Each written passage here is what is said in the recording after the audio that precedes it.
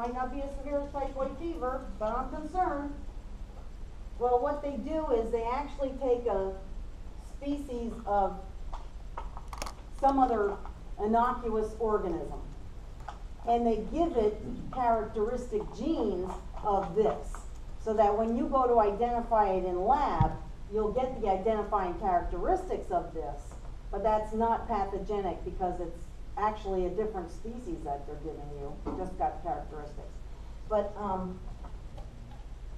these would be called strains, different strains of Salmonella typhi. Or another term for strain is serovar.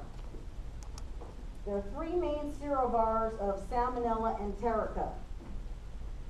One is Salmonella typhi, one is Salmonella typhimurium, and one is Salmonella enterotitis. So all three of these are actually strains of Salmonella enterica. Now, depending on what resource you go to, they might explain it differently, or they might not agree, but the one I read was this. These are three serovars. Where does serovar come from? Sero is serum, variants. When they test them, they're testing them for antigens. Where do antigens interact? In your bloodstream, in your serum. And they're variants, they're variations. So another term for serovar that I use is strain. A strain or a serovar is a genetic variation of a species.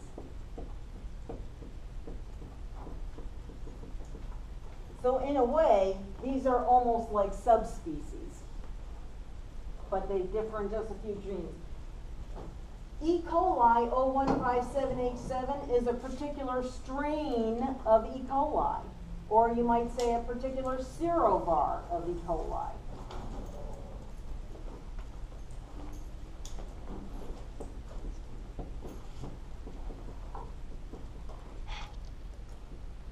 Okay, so in lab, if your unknown turns out to be Salmonella, it's Salmonella typhimurium, but not really.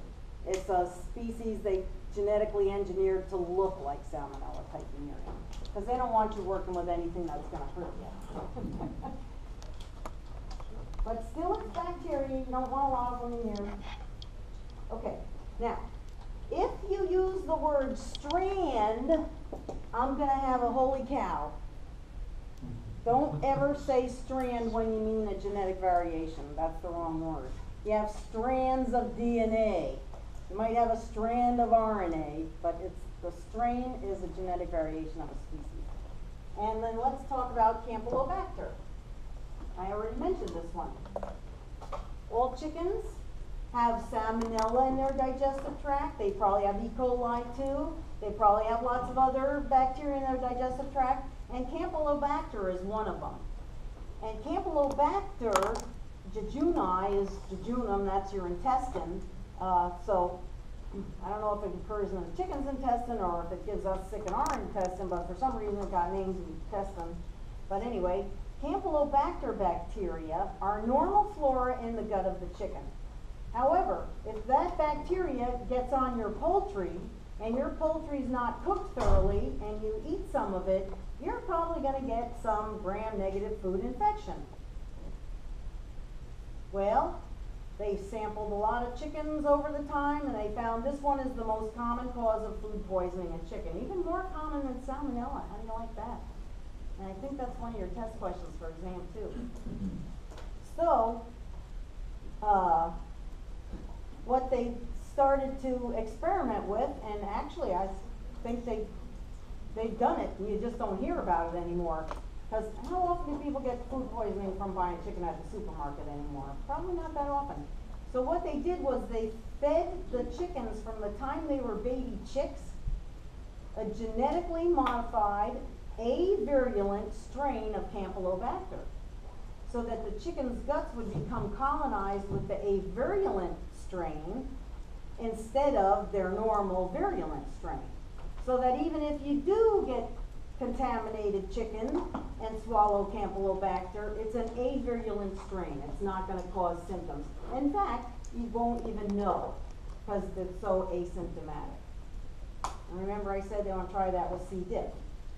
When patients go into the hospital, they want to give them a little dose of avirulent C. diff so that even if they get an imbalance and end up getting C. diff, it's not going to be so virulent. So, different things they try. So that's gram-negative food infection. And then gram-positive food intoxication. So much I want to tell you about. Oh my gosh. Staph aureus. Staphylococcus aureus is normal flora for many, many people. Probably just about all of us. Staphylococcus, it's all over our skin. It's in every bit of our skin. The skin that lines your nose, your ears, your mouth, your anus, it's everywhere. I've even gotten staphylococcus off of cats and dogs because they have skin too, right? So, and E. coli, same thing. Pretty much every creature's got some kind of E. coli in their feces. So, you know, there's some flora that we all share as living creatures. Well, anyway, Staph aureus, remember in the picture of the fun bacteria classification, they showed the chef wipes his nose and then he uses his hands to prepare your food. So when I was in college a million years ago, I had this sort of boyfriend, Lance Schneck. He had hair just like crystals, had this flaming red hair. He was a real stud muffin. He was like the captain of the lacrosse team. And I lived on the third floor of the all-girls dormitory, and he used to come to the dormitory and throw pebbles at my window, you know, to get my attention. That's how things were in those days. Well, anyway, being on the lacrosse team, they went to dinner at the cafeteria late, because they'd have lacrosse practice after classes, and so they usually wouldn't get to the cafeteria till about 6:30, and the cafeteria's closing up by then. Because we all started eating at 4:30 when it opened, you know, and Lance loved potato salad.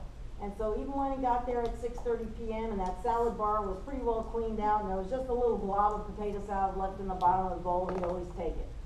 And then he's puking his guts out a couple hours later. So I had to do an experiment for my class, and so I decided I was going to investigate what was going on with Lance getting sick all the time, because I kind of had an idea it was coming from the potato salad. So I went to a normal university where faculty had their own parking lot. And the faculty parking lot was right behind the cafeteria, the kitchen part of the cafeteria where they prepared the food. So I had to like climb the fence and jump into the faculty parking lot, and then run across the parking lot and look in the window of the kitchen of the cafeteria. And I had to do it for several days until finally I saw the chef mixing the potato salad early in the morning. Like they get there early in the morning, like 6 in the morning, the workers go to work and start making everything for lunch and dinner and everything else. So here he is mixing the potato salad. He's got a giant stainless steel bowl, and he's got paper, you know, those plastic gloves up to here, but he's mixing the potato salad. His arms are literally in the bowl. He's mixing it like that. And you have Staph aureus on your skin, so no doubt he can contaminate, or if he went like this or this, and, you know, contaminated potato salad with Staph aureus. Well, as long as it's cold and it's early in the day, the bacteria aren't replicating rapidly, and they haven't had that much chance to grow. By the time you put it in a salad bar and all the ice melts and it's sitting there and there's not much left, the bacteria have replicated and replicated every 30 minutes over the course of the day, and they're eating potato salad and excreting their exotoxins into the salad. So by the time Lance Schnick took his big mouthful, he's literally swallowing the waste of the bacteria. He's swallowing the bacteria too, but they're gram-positive, and his digestive tract is going to eat them up. The acids will just destroy them. But the toxins, the exotoxins, don't get destroyed so easily. And the exotoxins are what make you sick. So that's why they call it food intoxication. If it comes from gram-positive bacteria, it's the toxin in the food that makes you sick. So it's like swallowing poison. So if you swallowed toxin at 6:30 p.m., by 8 p.m., you could be puking your guts out. So this has a faster onset of symptoms because you're swallowing toxin. And you could be puking your guts out within an hour or two.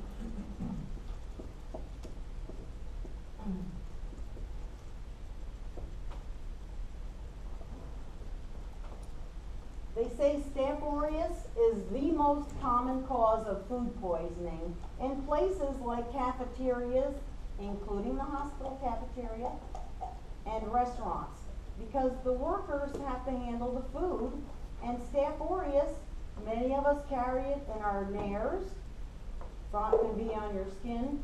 Staph aureus is also the cause of toxic shock syndrome from the tampon use. Does anybody remember that? Mm-hmm. Now there's like, they have a warning on the tampon box, like they have warning on cigarettes.